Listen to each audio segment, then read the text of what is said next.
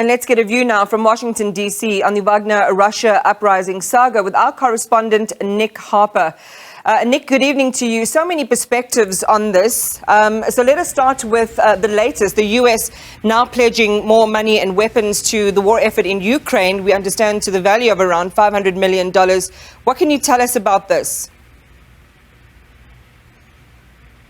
Yeah, $500 million going to be heading to Ukraine. We know that President Biden spoke to the Ukrainian leader, Volodymyr Zelensky, during the course of the weekend, and they spoke about that commitment, that unwavering support of the United States to Kiev. We also know that they spoke about weapons, the US president making it clear that a range of issues would be addressed with more aid, including security, economic issues, and also humanitarian aid. We're told that this involves new ammunition and also vehicles as part of this $500 million. The US making it clear that despite this instability that we saw during the course of the weekend, the US is standing ready to help Ukraine at a time that the US feels that potentially Ukraine could push the point, that this could be a moment for it to have an advantage over Russia while Russia is dealing with instability in the country.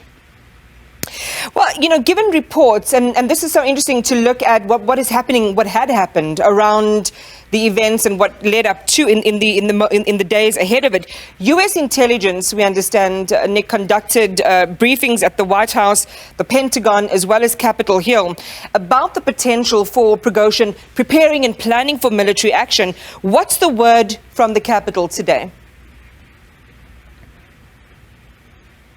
Yeah, that's right. The US making it clear over the course of the weekend after this mutiny that it had been briefing as early as the middle of last week that they felt Prigozhin could be on the verge of carrying out this mutiny, carrying out some sort of attempt to march into Russia, as we saw during the course of Saturday.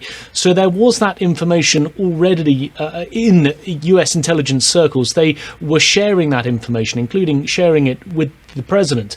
And we've heard from Joe Biden within the course of just the last few minutes. He says that he is still being briefed hour by hour when it comes to this unfolding situation. He said that he's speaking to his national security team. He's also spoken to key allies as well. And he says that he will be speaking to them later on in the day. But he also says that the US had nothing to do with what unfolded during the course of Saturday. There had been some suggestions from the Kremlin that the West was involved, that they were helping to facilitate this mutiny attempt by Prigozhin. But President Biden making it clear in those comments just a few moments ago that the US had nothing to do with it. He said it was all part of the struggle within the Russian system. He also said that it still wasn't clear exactly how all of this would play out. He said it was too early to reach a definitive conclusion about where this is going. But he says he intends to keep in touch regularly with allies and speak again later on during the course of the afternoon here, Washington time, to the Ukrainian leader as well.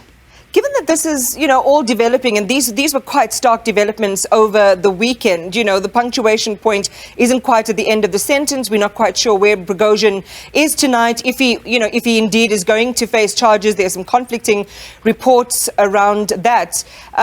You know, how is that part being appraised in Washington, particularly as those same intelligence officials have said that, you know, Putin himself was aware that this was a coming attack? Well, undoubtedly, US intelligence officials will be continuing to work all the back channels that they have to try and find out information about Prigozhin, about what his potential plans could be, and also to find out where this rapidly changing situation could now be heading. Prigozhin has released an audio file over the course of the last few hours, his first public comment since what we saw on Saturday, saying that essentially he was forced to act because he didn't want the Wagner group to be subsumed by the Russian military, that it was his attempt to try and ensure that that didn't happen. But at the same time, he said he was not aiming for regime change. That was not something that he was planning upon. Now, US intelligence will be speaking to allies in the regions. They'll be trying to find out exactly what might happen next, really trying to second guess the situation. But as we saw during the course of the weekend, US intelligence does seem to find out things in advance. And it may be that they're already gathering information about what may happen in the coming coming days. It's so interesting. We had an analyst earlier on who was also talking about how the Russian military responded, you know, to the march and this maneuver by the Wagner group, and what that says about the state of the military in terms of their loyalty in this moment. But what is it also saying, Nick, and what are security experts and analysts, saying in the US about whether they perceive that Putin himself is significantly weakened tonight? Well, that certainly seems to be the suggestion here in the United States at the moment, and a suggestion that's being made by both Democrats and Republicans, both sides of the aisle.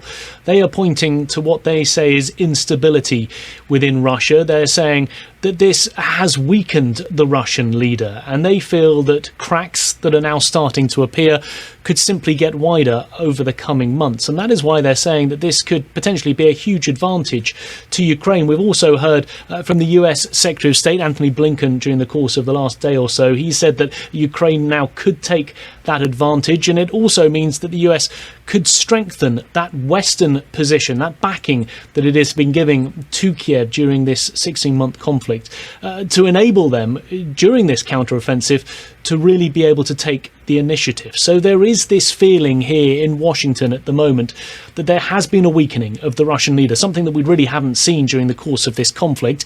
And the hope is, from the US perspective, that this could be something that Ukraine could capitalise on, that potentially Western allies could also help to support to make those cracks even wider and potentially go all the way to dethroning the Russian leader. Nick Harper, thank you very much for that update. Nick Harper bringing us the very latest out of Washington, D.C. on the latest developments on the Wagner-Russia. It's being termed a mutiny, with the latest being this development that the U.S. is now putting together a $500 million package towards the war effort in Ukraine, comprising of money and weapons. We'll keep you updated on this story.